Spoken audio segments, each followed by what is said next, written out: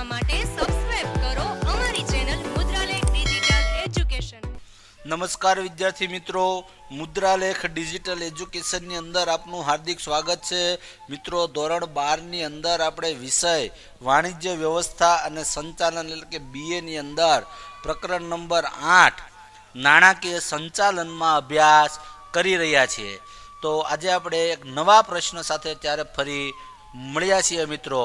તો ત્યારે પ્રશ્ન એવો છે કે ભાઈ નાણાકીય સંચાલનનું મહત્વ સમજાવો। આપણે આગળના વિડીયો લેક્ચરની અંદર નાણાકીય સંચાલન શાસ્ત્રીઓ દ્વારા અપાયેલી જુદી જુદી વ્યાખ્યાઓનો અભ્યાસ કરી એના લક્ષણો જોઈને આવ્યા।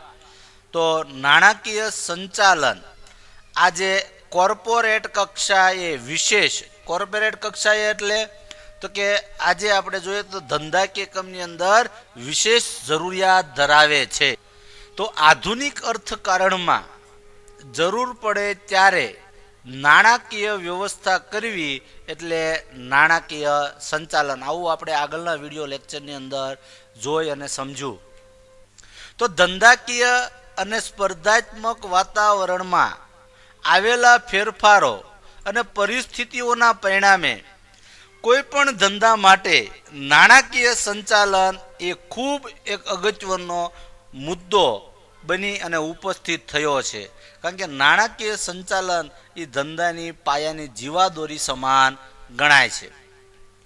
તો ઈસવીસન 1950 પછી જે આંતરરાષ્ટ્રીય સ્તરે ધંધાકીય પર્યાવરણમાં આર્થિક એટલે કે આજે સાંપ્રત પ્રવાહોમાં પરિવર્તન થયું, તો આ પરિવર્તન થવાને કારણે નાણાકીય સંચાલનનું મહત્વ પણ દિવસે દિવસે વધ્યું।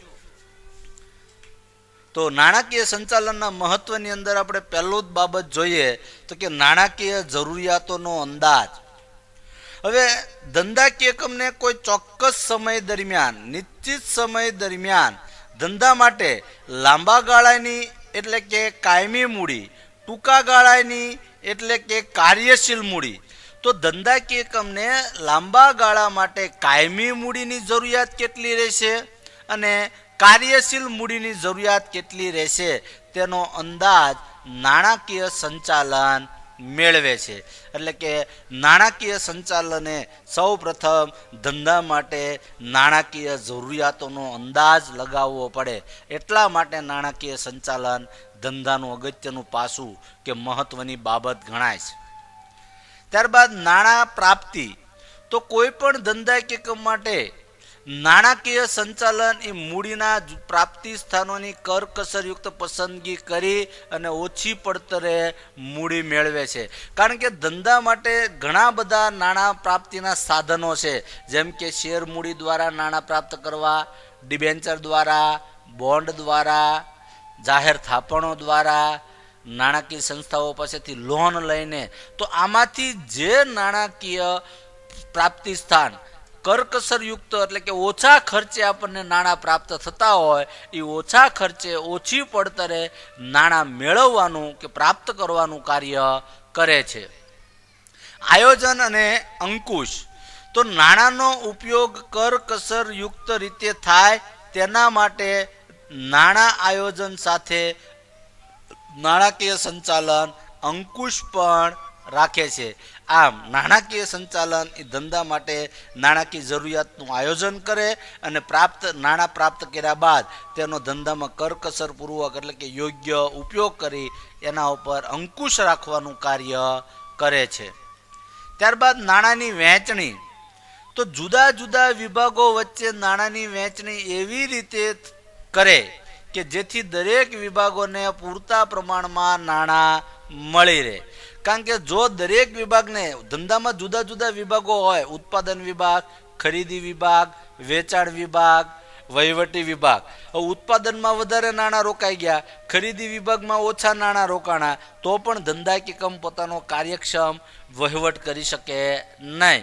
તો નાણાકીય સંચાલન ધંધાકીય એકમ પાસે ઉપલબ્ધ જે નાણાં છે આ નાણાંની જુદા જુદા વિભાગો વચ્ચે એવી રીતે વહેંચણી કરે જેથી કરીને ધંધાના દરેક વિભાગને, ઉત્પાદન વિભાગને, ખરીદી વિભાગને, વેચાણ વિભાગને બધાને પૂરતા પ્રમાણમાં નાણાં મળી રહે। તરલતાની જાળવણી. તરલતા એટલે હું રોકડ પ્રવાહ. તો રોકડ પ્રવાહ પત્રક અને રોકડ અંદાજપત્ર તૈયાર કરી ધંધાકીય એકમના તરલતાની જાળવણી એટલે કે એના રોકડ પ્રવાહની જાળવણી કરે છે, જેથી કરીને ધંધાકીય એકમમાં એક ચોક્કસ રોકડ શિલક એકમ પોતાના હાથ ઉપર રાખી શકે અને કોઈ આકસ્મિક જરૂરિયાત અથવા તો આકસ્મિક તક આવે તો આ રોકડ પ્રવાહની કે તરલતાની જાળવણીને આધારે એ તક ઝડપી શકાય. ત્યારબાદ આવે છે આવકની વહેંચણી. તો ધંધાને જે કાંઈ આવક પ્રાપ્ત થાય આ આવકમાંથી નફાનો કેટલો હિસ્સો શેર હોલ્ડરો વચ્ચે ડિવિડન્ડ તરીકે વહેંચવો, કેટલો નફો ધંધામાં પુનઃરોકાણ કરવું, આ બધી બાબતો નાણાકીય સંચાલન દ્વારા નક્કી કરાય છે. ત્યારબાદ ચાલુ મિલકતોનું સંચાલન. તો ચાલુ મિલકતોમાં રોકડ, દેવાદારો, માલ સામગ્રી, વેચાણપાત્ર જામીનગીરીઓ, બેંક શિલક, આ બધાનો સમાવેશ થાય.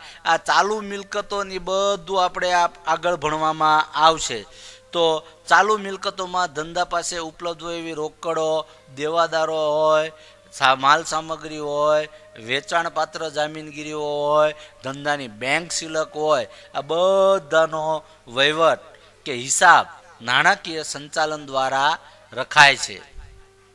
તો આ ચાલુ મિલકતોના રોકાણ માટેની નીતિનું ઘડતર પણ નાણાકીય સંચાલન કરે છે. હવે નાણાકીય નિર્ણયો.